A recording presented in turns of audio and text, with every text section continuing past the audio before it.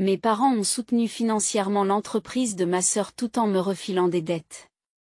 Aujourd'hui, ils veulent renouer avec ma fille, mais la vérité choquante que j'ai révélée a tout changé. Je n'aurais jamais imaginé écrire publiquement sur ce sujet, mais aujourd'hui, des inconnus me conseillent en ligne sur des questions familiales. Je m'appelle Lucie et j'ai 32 ans. Pendant près de 8 ans, mes relations avec mes parents ont été distantes, mais soudain, ils essaient à nouveau d'entrer dans ma vie. Je ne sais pas comment gérer cette situation et j'ai donc désespérément besoin de l'avis d'une tierce personne. Pour comprendre mon parcours, il est essentiel de connaître l'environnement dans lequel j'ai grandi. J'ai grandi dans une petite ville de l'Ohio. Je suis la fille aînée et ma sœur Vanessa est née à l'âge de 2 ans. Vanessa est née comme une enfant en or, charmant les gens naturellement, excellent dans le sport et étant sociable et séduisante. En revanche, j'étais timide et concentrée sur mes études. Mes parents, en particulier mon père, ont toujours manifesté plus d'intérêt pour Vanessa que pour moi. Mon père, qui avait été une star du football au lycée, n'a jamais oublié cette époque glorieuse. Et elle était ravie de passer des heures dans le jardin à apprendre à Vanessa la passe en spirale parfaite parce qu'elle s'intéressait au sport. Pendant ce temps, je lisais des livres sous notre porche. Ma mère n'était pas aussi ouvertement partiale que mon père, mais elle favorisait tout de même Vanessa. Alors qu'elle louait les dessins de Vanessa et les affichait sur le réfrigérateur, elle se contentait de noter bien fait, Lucie, sur mes bulletins de notes, qui ne comportaient que des A. Je garde un souvenir amer du jour où, à l'âge de 10 ans, j'ai remporté le premier prix d'une foire scientifique. Mon projet portait sur les énergies renouvelables et j'avais hâte de le montrer à mes parents. Cependant, ils étaient préoccupés par l'acceptation de Vanessa dans l'équipe de football et n'ont pas tenu compte de mon prix. Au fil du temps, le favoritisme est devenu encore plus évident au lycée. Je me consacrais à mes études, rejoignant les clubs de débat et de mathématiques, et j'étais déterminée à entrer dans une université prestigieuse pour devenir médecin. Pendant ce temps, Vanessa excellait sans effort grâce à son charme et à ses capacités athlétiques.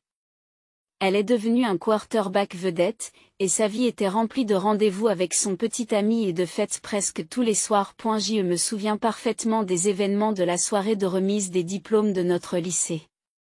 Cela faisait des semaines que je préparais mon discours de major de promotion. Je suis montée sur scène et j'ai cherché ma famille dans le public. Mon père était là, mais il était occupé à prendre des photos de Vanessa. Elle était au fond, riant et discutant avec des amis. Ma mère semblait un peu plus attentive, mais elle était toujours concentrée sur Vanessa. Même lorsque j'ai été acceptée dans une université prestigieuse, j'ai eu l'impression d'être toujours éclipsée par ma sœur. Même lors de mes succès. J'ai d'abord été ravie de recevoir la lettre d'acceptation, mais cette joie s'est vite estompée. Assis en face de moi, mes parents m'ont dit qu'ils ne pouvaient pas me soutenir financièrement. Ils pensaient avoir des économies, mais des dépenses imprévues les avaient laissés à court d'argent. Choquée mais déterminée, j'ai décidé de gérer moi-même mes frais de scolarité. J'ai contracté des prêts étudiants et j'ai travaillé à temps partiel pour faire mes études. C'était difficile, mais je suis fière d'y être parvenue seule. J'ai jonglé avec des emplois de tutrice et d'assistante de bibliothèque. Pendant l'été, j'ai travaillé de nuit dans un restaurant ouvert 24 heures sur 24. Parfois, j'étais tellement fatiguée que j'avais du mal à garder les yeux ouverts pendant les cours. Mais j'ai continué à persévérer. Vanessa, quant à elle, a décidé que l'université n'était pas faite pour elle.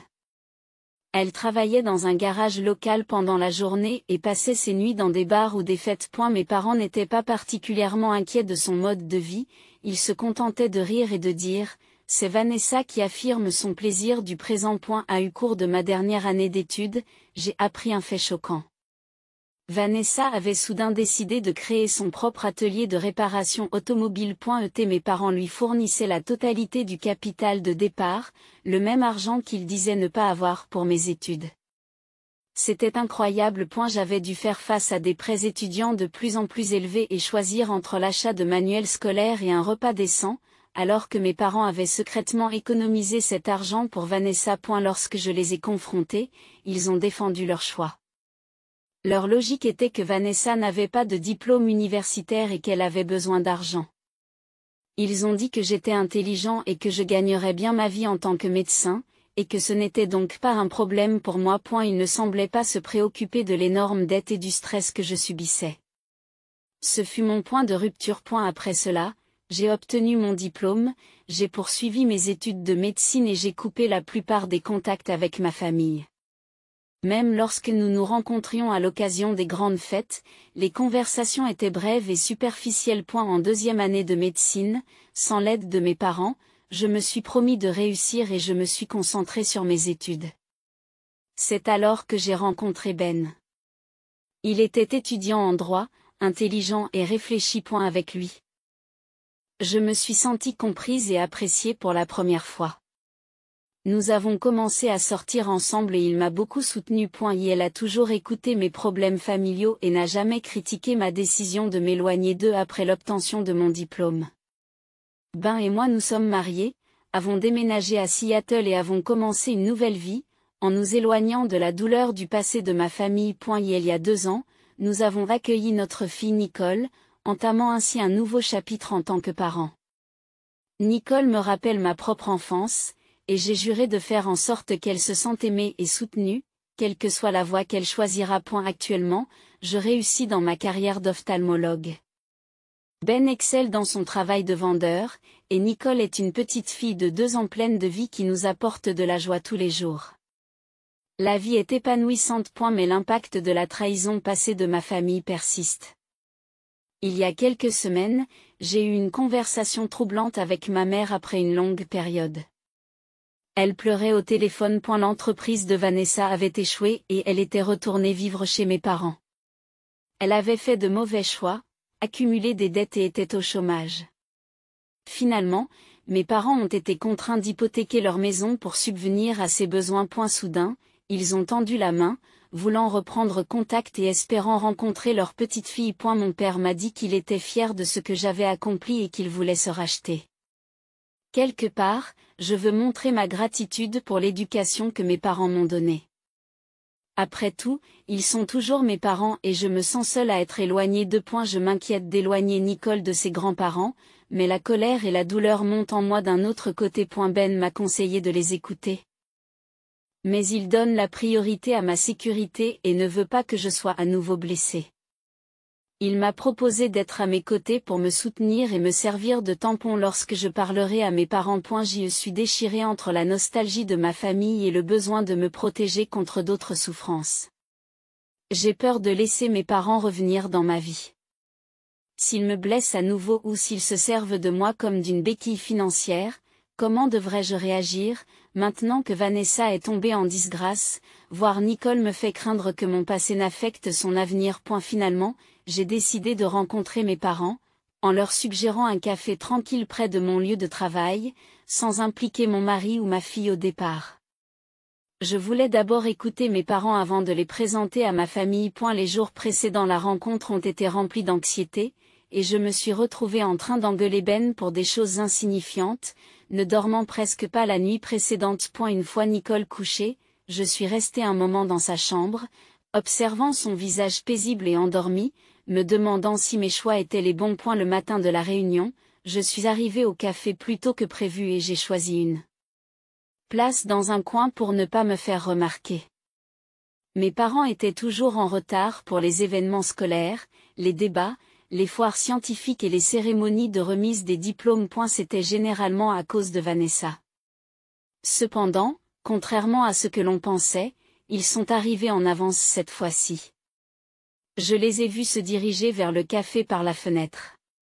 Ils avaient l'air plus vieux et plus fatigués qu'avant. Les cheveux de ma mère étaient complètement blancs, et ceux de mon père étaient plus fins qu'avant. Leurs épaules étaient plus rondes, et nous nous sommes regardés pendant un moment après qu'ils soient entrés dans le café. Ma mère s'est approchée de moi et m'a serré fort dans ses bras. Au début, j'ai été troublée par sa démonstration d'affection, mais peu à peu, je lui ai rendu son étreinte. Mon père se tenait à côté de moi, l'air légèrement mal à l'aise. Je les ai invités à s'asseoir et les ai laissés parler en premier. C'est ma mère qui a parlé le plus. Elle a admis qu'ils avaient été injustes dans le passé et a commencé par s'excuser. Mon père a également exprimé à quel point il était fier de mes réalisations et regrettait de ne pas m'avoir soutenu davantage. C'est alors qu'un fait surprenant est apparu. L'une des raisons pour lesquelles il voulait me contacter était liée à la situation de Vanessa. L'échec de son entreprise n'était pas seulement une faillite, mais des dettes causées par des transactions douteuses et des jeux d'argent. Pour subvenir à ses besoins, mes parents ont dû vendre leur maison de vacances et contracter une deuxième hypothèque. Les écouter m'a rappelé de nombreux souvenirs. Avant de partir pour l'université, j'avais demandé à emprunter la maison de vacances pour une semaine pendant l'été. À l'époque, ils avaient refusé en disant qu'ils l'utilisaient. Mais j'ai appris plus tard que Vanessa et ses amis y avaient séjourné pendant un mois. Après avoir écouté tranquillement leur histoire, j'ai pris une grande respiration et j'ai exprimé franchement mes sentiments. J'ai notamment mentionné la façon dont ils avaient donné la priorité aux caprices de Vanessa et négligé mes réalisations. J'ai parlé des nuits où je pleurais pour m'endormir et je me suis demandé pourquoi ils ne m'avaient pas davantage soutenu pendant mes années d'université. J'ai dû vendre l'ordinateur portable que ma grand-mère m'avait offert en guise de cadeau de fin d'études pour couvrir le coût des manuels scolaires. J'ai parlé des nuits épuisantes où je rentrais de la cafétéria en sentant la graisse, alors que mes parents soutenaient le style de vie somptueux de Vanessa. Mon père a essayé de justifier leurs actions. Mais je l'ai arrêté. Je lui ai rappelé qu'il était allé voir le match de football de Vanessa au lieu de voir mon équipe de débat remporter le championnat d'État. Tout en acceptant leurs excuses, je leur ai dit que les blessures de longue date et la négligence passée ne disparaîtraient pas d'un coup. S'ils voulaient rétablir notre relation, ils devraient respecter les conditions que j'avais fixées, ce qui leur demanderait du temps et des efforts. J'ai également évoqué la situation actuelle de Vanessa. J'ai de la sympathie pour elle, mais j'ai clairement fait comprendre que je n'avais pas envie d'être son filet de sécurité ou de rivaliser à nouveau pour attirer leur attention. Ma vie, et maintenant mon mari et ma fille, sont mes priorités. Pendant que je parlais, la douleur et le regret se lisaient sur leur visage. Ma mère a versé des larmes et mon père a semblé vieillir rapidement au fur et à mesure de la conversation. Bien que je me sente coupable de leur avoir causé de la peine, j'étais soulagée d'avoir dit ces vérités. La discussion s'est terminée sur des sentiments mitigés et nous avons décidé de procéder avec prudence. J'ai indiqué que des appels téléphoniques occasionnels seraient acceptables, mais que je n'avais pas encore l'intention de les rencontrer directement ou de leur présenter Nicole. J'ai expliqué que la compréhension prendrait du temps et j'ai insisté sur l'importance de respecter les limites que j'avais fixées. En quittant le café, j'ai ressenti un mélange de tristesse et de soulagement. Ce n'était pas la réconciliation chaleureuse à laquelle les gens pouvaient s'attendre, mais un dialogue honnête était nécessaire. En me rendant à ma voiture, j'ai réfléchi un moment à l'intérieur du véhicule. À mon retour, Ben m'attendait et m'a serré dans ses bras dès qu'il m'a vu. Nous nous sommes assis sur le canapé du salon et je lui ai raconté les événements de la journée. Il m'a écouté sans porter de jugement, m'apportant réconfort et soutien cette nuit-là. Allongé dans mon lit, lorsque Ben m'a demandé comment je me sentais, j'ai répondu, je ne sais pas trop. Je me suis sentie plus légère, comme si un fardeau longtemps porté avait été enlevé, mais j'ai aussi ressenti la douleur de vieilles blessures qui refaisaient surface. Je suis en train de faire le tri et j'ai l'impression de faire un pas vers la guérison. Mais l'avenir n'est pas encore clair. Je suis consciente des difficultés et des nombreux défis qu'il reste à surmonter, mais je pense qu'il est possible de rétablir un lien avec mes parents après une longue période. Un mois s'est écoulé depuis la réunion avec mes parents. Il y a eu quelques appels téléphoniques, mais les conversations ont été brèves et quelque peu maladroites. Ma mère fait beaucoup d'efforts, peut-être trop. Elle me contacte plus souvent que je ne le voudrais, me demandant toujours des nouvelles de Nicole. Pour cette raison, j'ai dû fixer des limites appropriées. Je lui ai dit qu'elle devait remplir certaines conditions avant de devenir la grand-mère de Nicole. La semaine dernière, elle a appelé pour parler pendant 20 minutes d'un jouet qu'elle avait acheté pour Nicole. Je l'ai interrompu en lui faisant remarquer qu'il était inapproprié de faire des cadeaux prématurés alors qu'elle n'avait même pas encore rencontré Nicole. Ma mère a semblé blessée par cette remarque, mais je suis restée sur ma position. Les conversations avec mon père, en revanche, sont plus réservées et notre seule discussion a été raide et tendue. Il lutte contre son orgueil et a du mal à reconnaître des années de malentendus. Lors de notre conversation, il a surtout posé des questions sur mon travail, essayant de comprendre la vie que j'ai construite seule. Cependant, un drame inattendu s'est produit. Ma sœur Vanessa est réapparue. Environ 2 semaines après avoir rencontré mes parents, j'ai reçu un long courriel de sa part. Elle s'excusait pour ses erreurs et me demandait de l'aide. Elle regrettait d'avoir gâché ma vie par ses actions et d'avoir utilisé nos parents, souhaitant être une meilleure sœur. La lecture de ce courriel m'a rappelé de nombreux souvenirs. Par exemple, l'incident survenu au lycée lorsque Vanessa a utilisé ma voiture sans permission et a eu un accident. À l'époque, mes parents étaient en colère, mais ils n'ont pas tenu Vanessa pour responsable et ont payé les réparations. En conséquence, j'ai dû prendre le bus pour aller à l'école pendant un mois. Dans un premier temps, j'ai été touchée par le courriel de Vanessa. Il semblait s'agir d'une tentative sincère de réconciliation, mais en lisant la suite, ses véritables intentions sont apparues clairement. Elle me demandait en fait de l'argent. Elle était convaincue que son nouveau projet d'entreprise, la vente de hot-dogs gastronomiques dans un camion-restaurant, résoudrait tous ses problèmes et me demandait un soutien financier. Je me suis sentie en colère. Même après toutes ces années, elle me considérait toujours comme une simple source d'argent. Son projet d'entreprise était abstrait et immature, et j'avais l'impression qu'elle n'avait tiré aucune leçon de ses échecs passés. Je n'ai pas répondu à l'email, mais j'ai contacté nos parents. Et la conversation a été très tendue. Lorsque j'ai posé des questions sur le courriel de Vanessa, ils ont admis qu'ils l'avaient en fait encouragée à me contacter. Ils pensaient qu'en se réconciliant, notre famille serait à nouveau réunie. À ce moment-là, je n'ai plus pu garder mon calme. J'ai fait remarquer que leur tentative de manipulation était la raison même pour laquelle j'avais décidé d'élever Nicole seule. J'ai rappelé qu'ils avaient pardonné les actes impardonnables de Vanessa. Qu'il s'agisse de tricher à des examens au lycée ou d'être libéré après une conduite en état d'ivresse à l'âge de 20 ans. J'ai insisté sur le fait que je n'avais pas l'intention de financer le projet de Vanessa, et l'idée même qu'ils me le demandent après tout ce qui s'était passé m'a blessé. Et si c'était leur façon de se racheter, ils avaient beaucoup à apprendre sur le respect et les limites. L'appel s'est terminé de la pire façon qui soit. Ma mère pleurait à nouveau, mon père était sur la défensive et je tremblais de colère. J'avais l'impression que tous les progrès que nous avions accomplis étaient en train d'être anéantis. Après m'être calmé, j'ai eu une conversation profonde avec Ben. Il a toujours été d'un grand soutien, m'encourageant tout au long de mon parcours. Au moment où j'en avais le plus besoin, il m'a donné des indications claires. À ce stade, j'ai estimé que la meilleure chose à faire était de prendre mes distances avec ma famille. La confiance que j'avais hésité à rétablir semblait s'être évanouie, et j'avais besoin de temps pour mettre les choses au clair. Je me suis senti déçu et peiné, mais une partie de moi s'est aussi sentie soulagée.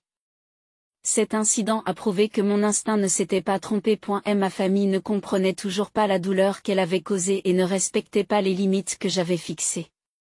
C'est une dure vérité, mais elle est importante en ce moment. Je me concentre sur ma propre famille. Ben et Nicole sont les plus importants pour moi, et je m'efforce de faire en sorte que les problèmes avec mes parents et Vanessa ne menacent pas le bonheur que nous avons construit. Hier soir, lorsque j'ai mis Nicole au lit, elle m'a demandé de lui lire l'histoire de l'arbre à cadeaux.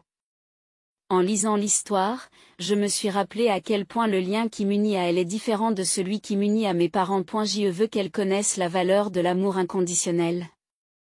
Et pas seulement pour ce qu'elle peut apporter. Ce matin, j'ai envoyé un courriel concis à mes parents pour leur demander le temps dont j'avais besoin. Je leur ai dit que je les contacterais quand je serais prête. En outre, j'ai précisé que toute relation future dépendrait de leur compréhension de la distance dont j'ai besoin et du fait qu'ils ne m'utilisent pas comme un moyen de résoudre des problèmes avec Vanessa, mais qu'ils me traitent comme un membre de la famille sur un pied d'égalité. Ils n'ont pas encore pris contact avec moi et je ne sais pas ce qu'ils pensent de la situation. D'un côté, j'éprouve un sentiment de paix et de l'autre, je crains qu'ils n'aient renoncé à se réconcilier. Pour l'instant, je vis mes journées paisiblement. J'ai été très occupée à l'hôpital et j'ai récemment fêté le 3e anniversaire de Nicole avec Ben. Pour continuer à avancer dans la vie, j'ai décidé de me concentrer sur le bon côté des choses et de ne pas m'attarder sur le passé. 6 mois se sont écoulés depuis ma dernière mise à jour et j'ai pensé qu'il était temps de vous informer de la situation actuelle. Il y a eu des changements importants dans ma famille et dans ma façon de penser, surtout en ce qui concerne mes parents et Vanessa. Après l'incident avec l'email de Vanessa, j'ai gardé mes distances avec eux. J'ai continué à ignorer les appels et les messages, me concentrant plutôt sur mon travail et ma famille proche. Et la période des vacances a été particulièrement difficile, mais elle était nécessaire pour préserver ma santé mentale. Il y a environ 3 mois, j'ai reçu une lettre manuscrite de mon père. Contrairement aux communications numériques, cette lettre m'a fait revivre son écriture familière, me rappelant les cartes d'anniversaire mémorables et les notes des boîtes à lunch de mon enfance. Avant la naissance de Vanessa. Cette lettre a radicalement changé la situation. Je ne m'attendais pas à ce qu'il agisse de la sorte. Il y présentait des excuses sincères. Ces excuses reconnaissaient les préjugés dont il avait fait preuve à l'égard de Vanessa, la blessure qu'il m'avait causée dans le passé et les diverses erreurs commises dans la tentative de réconciliation. Elle n'a pas essayé de se justifier ou de demander quoi que ce soit. Il a seulement exprimé ses profonds regrets et sa volonté de faire amende honorable. Cependant, j'ai décidé d'attendre d'être prête à répondre. Il avait fait un examen approfondi de sa personne et révélé à quel point ses insécurités avaient influencé son comportement. Elle a également admis qu'il avait essayé de se réaliser indirectement à travers les exploits sportifs de Vanessa, estimant que sa vie professionnelle n'allait pas bien. Elle s'est dit fière de mes résultats scolaires, tout en admettant qu'il n'avait jamais su comment le montrer.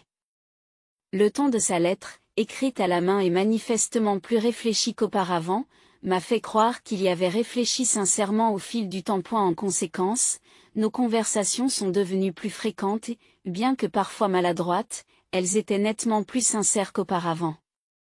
Cela a marqué un nouveau départ dans la reconstruction de la communication au sein de notre famille. Elle a commencé à s'intéresser à ma profession et ma famille a commencé à vraiment m'écouter lorsque je partageais mes expériences quotidiennes. Ce soutien a été incroyablement encourageant, me permettant de partager des aspects de ma vie quotidienne. En outre, il s'est récemment montré beaucoup plus ouvert sur la difficulté d'admettre ses erreurs et sur la peur profonde de perdre son enfant. Ce changement témoigne de son évolution et constitue une avancée significative dans notre relation. À l'approche de l'anniversaire de Nicole, il m'a demandé ce qu'il devait lui offrir. A eu lieu de lui donner la permission, j'ai suggéré que nous profitions ensemble de ce moment spécial par le biais d'un appel vidéo. Et la joie qui se lisait sur son visage lorsque Nicole a ouvert ses jouets était tout à fait sincère. Le jeu de docteur qu'il a choisi était unique, quelque chose que je n'avais jamais vu auparavant, ce qui le rendait profondément significatif pour Nicole et pour nous tous. Et la situation avec ma mère et Vanessa reste compliquée. Cependant, ma mère a commencé à traiter notre relation avec plus d'attention, et ses petits actes et gestes témoignent de ce changement. Par exemple, elle envoie de temps en temps des courriels contenant des recettes de famille et de vieilles photos, faisant le lien entre le passé et le présent, sans m'accabler. Entre-temps, Vanessa a entamé un traitement pour sa dépendance aux jeux et a trouvé un emploi stable après une longue période d'instabilité. Elle ne m'a pas encore contacté directement, mais c'est peut-être le meilleur choix pour elle et pour notre famille en ce moment. Mon père m'a informé que Vanessa participait activement à des réunions de joueurs anonymes et qu'elle avait commencé à rembourser certaines des dettes qu'elle avait envers nos parents. Cela aussi est un signe positif dans son processus de rétablissement. Ces événements ont profondément changé ma façon de voir la vie et de réagir face à ma famille. Nous ne pouvons pas changer le passé ni contrôler complètement les actions de notre famille, mais je peux choisir la manière dont je leur réponds. Je m'efforce consciemment d'évacuer la colère et les griefs accumulés depuis longtemps. Ce n'est pas un processus facile, et il y a des jours où je ne sens aucun progrès, mais lorsque les douleurs du passé refont surface, je m'efforce d'aller de l'avant. En surmontant ces défis, j'ai appris à apprécier à nouveau ma famille. Ben est un soutien fiable. Que j'ai besoin de conseils ou simplement d'une oreille attentive. Aider Nicole à mieux comprendre sa famille devient également de plus en plus important à mesure qu'elle grandit. Le week-end dernier, nous avons fait un pique-nique dans un parc local. En regardant Ben jouer avec Nicole sur les balançoires, j'ai savouré un moment de paix qui s'était fait rare ces derniers temps. Quoi qu'il arrive avec mes parents ou Vanessa, j'ai une famille fondée sur l'amour, la confiance et le respect mutuel. Nous vivons chaque jour avec attention, sans précipitation, mais sans jamais renoncer à quoi que ce soit. Dans ma vie, Ben et Nicole sont mes plus grandes priorités et je fais preuve d'un optimisme prudent quant à l'apaisement de certaines dissensions qui se sont formées avec mes parents. Ce voyage a été incroyablement difficile, mais il m'a permis de tirer de nombreuses leçons. J'ai beaucoup appris sur le pardon, la fixation de limites et la complexité des relations familiales. Quelle que soit la suite des événements, je suis convaincue que je suis prête à les gérer de manière appropriée.